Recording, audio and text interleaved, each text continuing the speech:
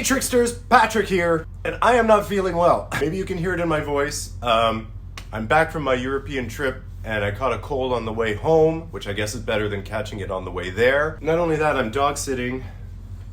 So we got 2 dogs today, and this is Bella Rose. I'm on so much flu, cold medication, so my mind is foggy, but I want to get this video out because it's fresh in my mind, back from Amsterdam, and I want to talk about the red light district. Damn it! When we booked the Airbnb, we didn't do it because of its location, because actually people were warning us, hey, do not stay in the red light district. When they were telling me that, I thought, oh, they're saying this because this area is super sleazy. I'm thinking, sleazy? I'll show you sleazy. Check out my OnlyFans page, linked below. But now I know the real reason why they were saying do not stay in the red light district, and it's not because it's sleazy. So I'm going to share that with you coming up. But I'm also going to describe, from the perspective of a gay boy visiting for the first time, what the red light district was to me, including what the rooms for rent looked like, what the girls were like, what the guys were like that were checking out the girls. We'll look at some positives, some negatives, and the thing that really shocked me the most about the red light district coming up. Okay, so before we start, if you've seen my videos and you're back for more, why don't you hit that subscribe button and give her a like. Let's just jump right in and talk about the actual physical rooms and what the spaces are like in the red light district, because it was not what I was expecting at all. I was actually picturing something really like dirty and grimy and kind of pervy, and the whole thing being kind of like cloaked in darkness and shadows and stuff like that. And it could not be further from that. It's like the main street, which is the street that we stayed on with all of the windows and stuff, and then you have all these alleys jutting off of the main street with the canal going down the middle of that street. And it's just red light window after red light window, and you look down alleys and there's more windows and more windows. Now, if you break it down, all that it is actually it's a door. And they're all individual doors. And the girl rents out the room. So the door leads right onto the street, like it's street level. And it's just a big window door, and the girl stands in the window. There's a stool in there, sometimes she's sitting. Actually, sometimes she's on the phone, sometimes she's texting, sometimes she's in the back. You can still see her, but she's eating. I mean, it's pretty casual. Like, I guess they can't just stand there like mannequins. So some of them like move around, some of them are winking, some of them are actually going like this.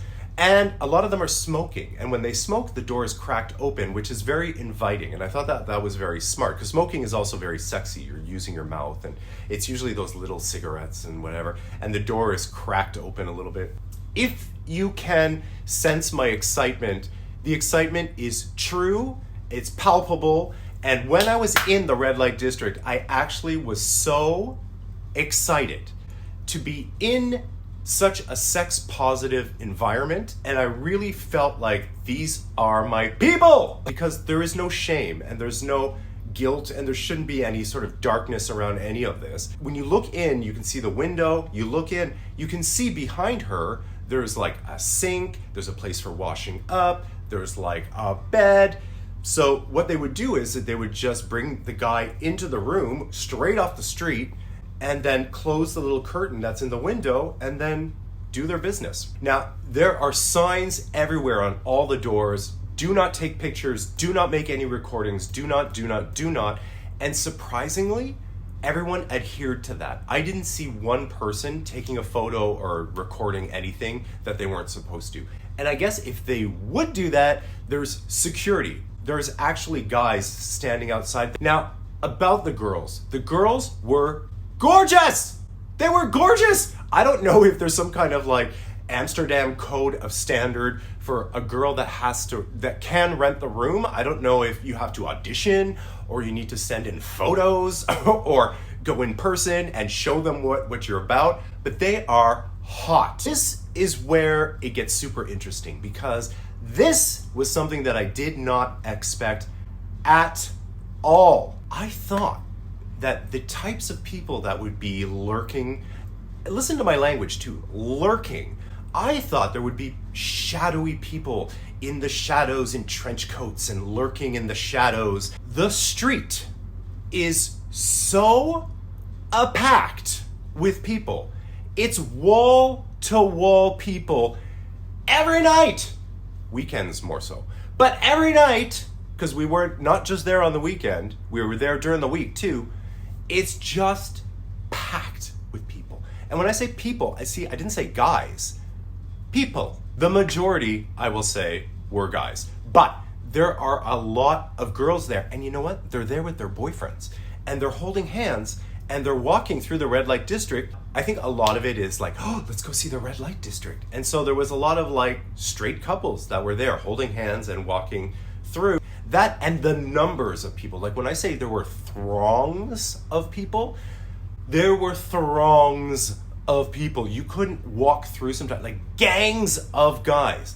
Gangs of guys. I say that because usually the guys, I would say, are college, early 20s, and they go in groups because there's safety in numbers, right? In the time that I spent going up and down, I didn't see a lot of going in and out of doors. And I feel like the crowds can either be a positive or a negative, because positive side is that the number of people that's standing outside your window and you're all in the window, more fish to catch, right? But more people, more distraction. Also, people get self-conscious. So if you're like a man and you want to go into a window, not through the window, if you want to go through the door, if you like a girl, maybe you're shy because there's a lot of people around and all of those eyeballs are on the girl. And if you approach that door, the eyeballs are going to be on you too. And I can see that would be like hard for somebody who's shy and just wants to like pay and get off with this girl. So I think the crowds can work either way. Okay, let me know in the comments. Have you been to Amsterdam? Have you been to the red light district? And what are your thoughts on it? Let's talk about some positive and negatives of the red light district. For me, the negatives would be like the throngs of people. There's just too many people to really, I don't want to say enjoy it, for the girls' sake too. Like I was saying before, I feel like less people, you would have a more targeted audience. You know what I mean? I feel like just the crowds of people, there's a big percentage of those people that are just looky-loos, that are just there to see. One of the negatives is all the trash. Like because of the crowds, because of the partying, it really feels college party time, which equals beer bottles and trash on the street. So there's a lot of trash. The plus side is that in Amsterdam, they are really good at picking up trash because they are not new to this scene. So you have a lot of people, you have a lot of partying, you have a lot of noise, you have a lot of drugs, you have a lot of trash. So those would be like some of the negatives. So now I understand why people would warn me against staying there, because you're staying in a party zone. Some of the positives about the red light district from my perspective is that it's super safe for the girls. I mean, these girls are not walking the street. They're not vulnerable targets standing out in the cold on a street corner. They're inside behind a door. It's regulated, it's safe, they're looked after, there's security. God, I wish every city had a red light district, because then girls would be, and guys, would be taken care of. The city would make money off of it, for Christ's sake. I mean, I don't understand what the holdup is. Like, just legalize sex work, legalize prostitution, and everybody wins. They're safer, you can look after them, they can be tested, the health care, that you can take care of their health and their mental health. They can make money, you can make money, everybody makes money, everybody wins. But here is the number one surprising thing that I found about the red light district, was that there's nothing gay. There's nothing gay about it. And usually, where there's sex, there's gay. Somewhere. The gayest thing, or I'll say the queerest thing about the red light district, is that there are trans women represented in some of the windows. Apparently their light is purple, or it's a different color, so that potential clients know that, hey, this is a trans woman. But that's the extent of their queerness in the red light district. And I was very disappointed. Listen, Amsterdam in 2001 was the first city on the planet to have a gay marriage. There are gay flag, I'm going to call them gay, queer flags, gay flag, LGBTQ, okay, you know what I'm talking about. The community. There are queer flags all over the city, not just on the bars, and there's not really a gay zone in Amsterdam. It's like the bars and things are sprinkled throughout the city, which to me says, hey, it's a safe zone because we can just be wherever. We don't have to limit ourselves to, hey, this is the gay street. There are flags everywhere, all over the city, over restaurants, bars, hotels. Everybody is an ally. The city is an ally. But that being said, there are no red light district windows with boys in them. There weren't. Or as progressive a city as Amsterdam is, which obviously it's one of the most progressive cities in the world, still no windows with boys. And I think that's the next step. And a huge shout out to my newest patron, CM, who joins at the daddy level. Patrons get advanced access to episodes, behind the scenes content, and direct access to moi. You can join my Patreon page by following the link below.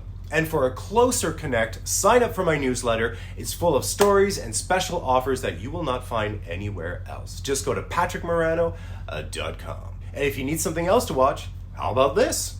And I'll see you when I'm feeling better. No. Well, I will be feeling better when I see you in the next video. Mwah!